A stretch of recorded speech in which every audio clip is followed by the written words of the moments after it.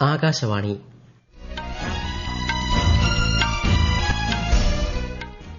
നമസ്കാരം. വാർത്തകൾ വായിക്കുന്നത് മഹേഷ് ദിവാകരൻ.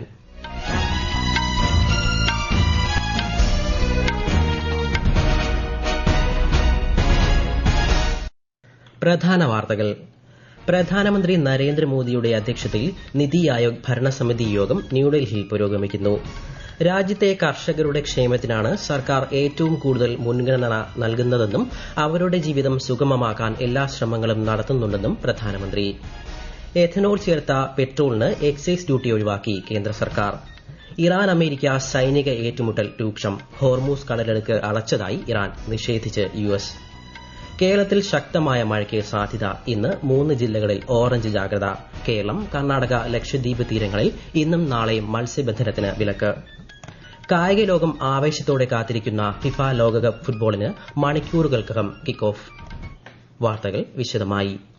പ്രധാനമന്ത്രി നരേന്ദ്രമോദിയുടെ അധ്യക്ഷതയിൽ 11ാമത് നിതി ആയോഗ് ഭരണസമിതി യോഗം രാഷ്ട്രപതി ഭവനിൽ പുരോഗമിക്കുന്നു. വികസിത് ഭാരത് 2047നായുള്ള എല്ലാവരെയും ഉൾക്കൊള്ളുന്ന മനുഷ്യവിഭവശേഷി വികസനം എന്നതാണ് ഈ വർഷത്തെ മുഖ്യ പ്രമേയം. സംസ്ഥാന മുഖ്യമന്ത്രിമാരും ലഫ്റ്റനന്റ് ഗവർണർമാരും പങ്കെടുക്കുന്ന യോഗത്തിൽ സംരംഭകത്വം, തൊഴിൽ വൈദഗ്ധ്യം, സുസ്ഥിര തൊഴിലവസരങ്ങൾ, ആരോഗ്യം, പോഷകാഹാരം എന്നിവയാണ് പ്രധാന ചർച്ചാ വിഷയങ്ങൾ. ഓരോ പൌരന്റെയും ക്ഷേമം ഉറപ്പാക്കാനുള്ള വികസന പദ്ധതികൾ യോഗം രൂപം നൽകും. രാജ്യത്തെ കർഷകരുടെ ക്ഷേമത്തിനാണ് സർക്കാർ ഏറ്റവും കൂടുതൽ മുൻഗണന നൽകുന്നതെന്നും അവരുടെ ജീവിതം സാധ്യമാംവിധം സുഗമമാക്കാൻ എല്ലാ ശ്രമങ്ങളും നടത്തുന്നുണ്ടെന്നും പ്രധാനമന്ത്രി നരേന്ദ്രമോദി സമൂഹ മാധ്യമങ്ങളിലൂടെ പങ്കുവച്ച കുറിപ്പിലാണ് പ്രധാനമന്ത്രി ഇക്കാര്യം വ്യക്തമാക്കിയത്. ഇന്ത്യയുടെ ഭക്ഷ്യസുരക്ഷയുടെയും പോഷകാഹാര ലഭ്യതയുടെയും സമൃദ്ധിയുടെയും അടിസ്ഥാനം കർഷകരാണെന്ന് അദ്ദേഹം ഓർമ്മിപ്പിച്ചു. PM കിസാൻ സമ്മാൻ നിധി, വിള ഇൻഷുറൻസ് പദ്ധതി തുടങ്ങിയ സംരംഭങ്ങൾ കർഷകരുടെ വരുമാനത്തിന് സുരക്ഷയൊരുക്കുക മാത്രമല്ല കാർഷിക മേഖലയെ കൂടുതൽ ശാക്തീകരിക്കുകയും ചെയ്യുന്നുണ്ടെന്ന് പ്രധാനമന്ത്രി വ്യക്തമാക്കി. PM കുസും പദ്ധതിയിലൂടെ കർഷകർക്ക് കൃഷിക്കായി സൌരോർജ്ജം ലഭ്യമാക്കാൻ കഴിഞ്ഞിട്ടുണ്ട്. കുറഞ്ഞ പലിശ നിരക്കിൽ വായ്പകൾ ലഭ്യമാക്കുന്ന കിസാൻ ക്രെഡിറ്റ് കാർഡ് പദ്ധതി കർഷകർക്കും കന്നുകാലി വളർത്തുന്നവർക്കും മത്സ്യത്തൊഴിലാളികൾക്കും ഒരുപോലെ പ്രയോജനപ്പെടുന്നുണ്ടെന്നും അദ്ദേഹം കൂട്ടിച്ചേർത്തു. കാർഷിക വിളകൾക്ക് ന്യായമായ വില ഉറപ്പാക്കുന്നതിൽ സർക്കാരിന്റെ വിത്തു മുതൽ വിപണി വരെ എന്ന പദ്ധതി അതീവ ഫലപ്രദമാണെന്ന് പ്രധാനമന്ത്രി പറഞ്ഞു. രാജ്യത്തെ കർഷകർക്ക് കൃഷിയുമായി ബന്ധപ്പെട്ട എല്ലാ ആധുനിക സൌകര്യങ്ങളും ലഭ്യമാക്കുന്നതിനാണ് സർക്കാർ നിരന്തരം പ്രാധാന്യം നൽകുന്നതെന്നും പ്രധാനമന്ത്രി നരേന്ദ്രമോദി വ്യക്തമാക്കി. News desk, Akashvani. Ahmedabad metro rail പദ്ധതിയുടെ 2ാം ഘട്ടത്തിന് കേന്ദ്രമന്ത്രിസഭ അംഗീകാരം നൽകിയത് തൊഴിലവസരങ്ങൾ സൃഷ്ടിക്കുന്നതിനും സുസ്ഥിര നഗര വളർച്ചയ്ക്കും സഹായകരമാകുമെന്ന് പ്രധാനമന്ത്രി നരേന്ദ്രമോദി. വിമാനത്താവളത്തിലേക്കുള്ള കണക്ടിവിറ്റി മെട്രോ റെയിൽ പദ്ധതി വിപുലീകരണത്തിലൂടെ വർദ്ധിക്കുമെന്നും അദ്ദേഹം സമൂഹമാധ്യമത്തിൽ കുറിച്ചു. രാജ്യത്തെ എഥനോൾ മിശ്രിത പെട്രോൾ പദ്ധതി പ്രോത്സാഹിപ്പിക്കുന്നതിനായി ചില പ്രത്യേക പെട്രോൾ വകഭേദങ്ങളുടെ കേന്ദ്ര എക്സൈസ് ഡ്യൂട്ടി സർക്കാർ പൂർണ്ണമായും ഒഴിവാക്കി. 22, 25, 27, 30% വീതം എഥനോൾ ചേർത്ത ഇന്ധനങ്ങൾക്കാണ് ധനകാര്യ മന്ത്രാലയം നികുതി ഇളവ് പ്രഖ്യാപിച്ചത്. അസംസ്കൃത എണ്ണ ഇറക്കുമതി കുറയ്ക്കുക, കാർബൺ പുറന്തള്ളൽ നിയന്ത്രിക്കുക, ആഭ്യന്തര എഥനോൾ ഉൽപാദനം വർദ്ധിപ്പിക്കുക എന്നിവയാണ് ഈ നീക്കത്തിലൂടെ ലക്ഷ്യമിടുന്നത്. ഇറാന്റെ സൈനിക കേന്ദ്രങ്ങൾക്ക് നേരെ അമേരിക്ക വീണ്ടും ശക്തമായ വ്യോമാക്രമണം നടത്തി. ഇതേ തുടർന്ന് തന്ത്രപ്രധാനമായ ഹോർമൂസ് കടലിടുക്ക് പൂർണ്ണമായും അടച്ചതായി ഇറാൻ പ്രഖ്യാപിച്ചു. ഇറാന്റെ വ്യോമ പ്രതിരോധ സംവിധാനങ്ങളെയും റഡാർ നിലയങ്ങളെയും ലക്ഷ്യമിട്ടായിരുന്നു ആക്രമണം. തിരിച്ചടിയായി ബഹ്റൈൻ, കുവൈറ്റ്, ജോർദാൻ എന്നിവിടങ്ങളിലെ US സൈനിക താവളങ്ങൾക്ക് നേരെ ഇറാൻ മിസൈൽ, ഡ്രോൺ ആക്രമണങ്ങൾ നടത്തി. അതേസമയം ഹോർമൂസ് കടലിടുക്ക് വഴിയുള്ള കപ്പൽ ഗതാഗതം തടസ്സപ്പെട്ടിട്ടില്ലെന്ന് അമേരിക്ക വ്യക്തമാക്കി. ഒമാൻ തീരത്ത് സെറ്റബെല്ലോ എന്ന വാണിജ്യ കപ്പലിന് നേരെ നടന്ന ആക്രമണത്തിൽ ഇന്ത്യ കടുത്ത പ്രതിഷേധം രേഖപ്പെടുത്തി. സംഭവത്തെ തുടർന്ന് ഇന്ത്യയിലെ US നയതന്ത്ര പ്രതിനിധി ജേസൺ മീക്സിനെ വിദേശകാര്യ മന്ത്രാലയം വിളിച്ചുവരുത്തി. കപ്പലിലുണ്ടായിരുന്ന 24 ഇന്ത്യൻ ജീവനക്കാരിൽ 21 പേരെ രക്ഷപ്പെടുത്തിയതായും 3 പേരെ കാണാതായതായും മന്ത്രാലയം അറിയിച്ചു. മേഖലയിലെ സംഘർഷങ്ങളുടെ പശ്ചാത്തലത്തിൽ കപ്പലുകൾക്ക് നേരെ തുടർച്ചയായി ഉണ്ടാകുന്ന ആക്രമണങ്ങളിൽ ഇന്ത്യ കടുത്ത ആശങ്ക രേഖപ്പെടുത്തി. സംസ്ഥാനത്ത് വരും ദിവസങ്ങളിലും ശക്തമായ മഴയ്ക്ക് സാധ്യത. ഇടുക്കി, എറണാകുളം, തൃശൂർ ജില്ലകളിൽ ഇന്നും, ഇടുക്കി, എറണാകുളം, കോട്ടയം ജില്ലകളിൽ നാളെയും ഓറഞ്ച് ജാഗ്രത പ്രഖ്യാപിച്ചു. 5 ജില്ലകളിൽ ഇന്ന് മഞ്ഞ ജാഗ്രതയും പ്രഖ്യാപിച്ചിട്ടുണ്ട്. മോശം കാലാവസ്ഥ കണക്കിലെടുത്ത് കേരളം, കർണാടക, ലക്ഷദ്വീപ് തീരങ്ങളിൽ ഇന്നും നാളെയും മത്സ്യബന്ധനത്തിന് വിലക്കേർപ്പെടുത്തി. ഈ വാർത്തകൾ ആകാശവാണിയിൽ നിന്ന്. ആകാശവാണി വാർത്തകളും വാർത്താ അധിഷ്ഠിത പരിപാടികളും All India Radio news Thiruvananthapuram YouTube ചാനലിലും at All India Radio news Thiruvananthapuram Facebook പേജിലും AIR ന്യൂസ് _ ഇൻസ്റ്റഗ്രാം അക്കൌണ്ടിലും at AIR news _ TVM X ഹാൻഡിലും ലഭ്യമാണ്.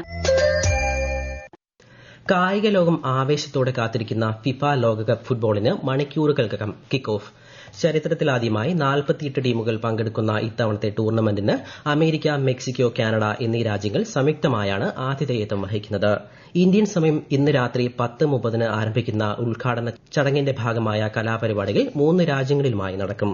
മെക്സിക്കോയിലെ ചരിത്ര പ്രസിദ്ധമായ എസ്റ്റാഡിയോ ആസ്ടെക്ക സ്റ്റേഡിയത്തിൽ രാത്രി 12:30 ആരംഭിക്കുന്ന ആദ്യ പോരാട്ടത്തിൽ ആതിഥേയരായ മെക്സിക്കോ ദക്ഷിണാഫ്രിക്കയെ നേരിടും. കഴിഞ്ഞ 12 വർഷത്തിനിടെ NDA സർക്കാരിന്റെ ഭരണത്തിന് കീഴിൽ രാജ്യത്ത് ശ്രദ്ധേയമായ പരിവർത്തനമാണ് ഉണ്ടായിട്ടുള്ളത്. ഈ കാലയളവിൽ ദരിദ്രരുടെയും കർഷകരുടെയും സ്ത്രീകളുടെയും യുവാക്കളുടെയും ക്ഷേമത്തിനും ശാക്തീകരണത്തിനുമായി സർക്കാർ നിരവധി സംരംഭങ്ങൾ നടപ്പിലാക്കി. പ്രധാനമന്ത്രി ആവാസ് യോജന ഗ്രാമീൺ പ്രകാരം ഗ്രാമപ്രദേശങ്ങളിലെ സാമ്പത്തികമായി ദുർബലരായ കുടുംബങ്ങൾക്കായി 4 കോടിയിലധികം വീടുകൾ അനുവദിച്ചിട്ടുണ്ട്. വിദേശകാര്യമന്ത്രി S. ജയശങ്കറിന്റെ ദ്വിരാഷ്ട്ര സന്ദർശനം തുടരുന്നു. ഇന്നലെ സോഫിയയിൽ ബൾഗേറിയൻ പ്രധാനമന്ത്രി റൂമൻ റാദേവുമായി കൂടിക്കാഴ്ച നടത്തിയ ശ്രീ S. ജയശങ്കർ ഇന്ത്യയുടെ ശക്തമായ ഉഭയകക്ഷി ബന്ധങ്ങൾ, ഇന്ത്യ ബൾഗേറിയ തന്ത്രപരമായ പങ്കാളിത്തം തുടങ്ങിയവ ചർച്ച ചെയ്തു. ഇത് യുദ്ധത്തിന്റെ യുഗമല്ലെന്നും സംഘർഷങ്ങൾക്കുള്ള ഏക പരിഹാരം സംഭാഷണത്തിലും നയതന്ത്രത്തിലുമാണെന്ന് ഇന്ത്യ വിശ്വസിക്കുന്നതെന്നും ശ്രീ ജയശങ്കർ പറഞ്ഞു. Our discussions today had 3 dimensions. First, the bilateral cooperation between India and Bulgaria. Second, the partnership between India and the European Union. And third, what our 2 countries can do together in the world for the world. ഇന്ന് ശ്രീ ജയശങ്കർ ഫിൻലാൻഡിൽ നടക്കുന്ന പരിവർത്തന ലോകം ആഗോള പ്രാദേശിക വീക്ഷണങ്ങൾ എന്ന വിഷയത്തെക്കുറിച്ചുള്ള 14ാമത് കുൽത്താരാന്ത സംഭാഷണത്തിൽ പങ്കെടുക്കും. 2026 പത്മ പുരസ്കാരങ്ങൾ 65 പേർക്ക് കൂടി രാഷ്ട്രപതി ദ്രൌപദി മുർമു സമ്മാനിക്കും. രാഷ്ട്രപതി ഭവനിൽ ഈ മാസം 23 നടക്കുന്ന 2ാമത്തെ സിവിൽ ഇൻവെസ്റ്റിച്വർ ചടങ്ങിലാണ് പുരസ്കാരം സമ്മാനിക്കുന്നത്. നടൻ മമ്മൂട്ടി പത്മഭൂഷൺ സ്വീകരിക്കും. കഴിഞ്ഞ മാസം ആദ്യം രാഷ്ട്രപതി ഭവനിൽ നടന്ന ചടങ്ങിൽ രാഷ്ട്രപതി 66 പേർക്ക് പത്മ പുരസ്കാരം സമ്മാനിച്ചിരുന്നു. യാത്രക്കാരുടെ സുരക്ഷ വർദ്ധിപ്പിക്കാൻ ലക്ഷ്യമിട്ട് സുപ്രധാന ചുവടുവയ്പുമായി ഇന്ത്യൻ റെയിൽവേ. ഇതിന്റെ ഭാഗമായി രാജ്യവ്യാപകമായി റെയിൽവേ സ്റ്റേഷനുകളിൽ അഗ്നിസുരക്ഷാ ഓഡിറ്റുകൾ ആരംഭിച്ചു. റെയിൽവേ സ്റ്റേഷനുകളിൽ നിലവിലുള്ള അഗ്നിസുരക്ഷാ സംവിധാനങ്ങൾ വിലയിരുത്തുക, യാത്രക്കാരുടെ സുരക്ഷ വർദ്ധിപ്പിക്കുക തുടങ്ങിയവയാണ് അഗ്നിസുരക്ഷാ ഓഡിറ്റുകൾ പ്രധാനമായും ലക്ഷ്യമിടുന്നത്. പരിശോധനയിൽ കണ്ടെത്തുന്ന പോരായ്മകൾ ഉടനടി പരിഹരിക്കുമെന്നും മന്ത്രാലയം വ്യക്തമാക്കി. രാജസ്ഥാനിലെ ജയ്സാമീർ ജില്ലയിലെ രാംഗഡിൽ 20 കിലോവാട്ട് FM ട്രാൻസ്മിറ്റർ കേന്ദ്ര വാർത്താവിതരണ പ്രക്ഷേപണ മന്ത്രി അശ്വിനി വൈഷ്ണവ് ഉദ്ഘാടനം ചെയ്തു.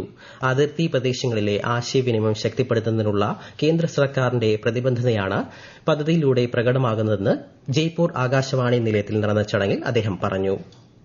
ഇന്ത്യൻ വ്യോമസേനയുടെ വിമാനം പാകിസ്ഥാൻ അതിർത്തിക്ക് സമീപം തകർന്നു വീണു എന്ന തരത്തിൽ പ്രചരിക്കുന്ന വീഡിയോ വ്യാജമാണെന്നും പാകിസ്ഥാൻ അക്കൌണ്ടുകൾ തെറ്റായ ദൃശ്യങ്ങൾ പ്രചരിപ്പിക്കുന്നുണ്ടെന്നും പ്രസ് ഇൻഫർമേഷൻ ബ്യൂറോയുടെ വസ്തുതാ പരിശോധനാ വിഭാഗം അറിയിച്ചു. തെറ്റിദ്ധാരണാജനകമായ പ്രചാരണങ്ങൾക്കെതിരെ ജാഗ്രത പാലിക്കണമെന്നും PIB അറിയിച്ചു. 9 കേന്ദ്ര തൊഴിൽ നിയമങ്ങൾ 4 തൊഴിൽ കോഡുകളുമായി ഏകീകരിച്ചുകൊണ്ട് ഇന്ത്യ വിപുലമായ തൊഴിൽ പരിഷ്കാരങ്ങളാണ് നടപ്പിലാക്കുന്നതെന്ന് കേന്ദ്ര സഹമന്ത്രി ശോഭ കരന്തലജെ. ജനീവയിൽ നടക്കുന്ന അന്താരാഷ്ട്ര തൊഴിൽ സമ്മേളനത്തിൽ സംസാരിക്കുകയായിരുന്നു അവർ. അന്താരാഷ്ട്ര തൊഴിൽ സമ്മേളനത്തോടനുബന്ധിച്ച് റുവാണ്ട, ശ്രീലങ്ക എന്നിവിടങ്ങളിലെ തൊഴിൽ മന്ത്രിമാരുമായും ILO director general Gilbert F. ഹംഗ്ബൌയുമായും ശ്രീ ശോഭ കരന്തലജെ ഉഭയകക്ഷി ചർച്ചകൾ നടത്തി.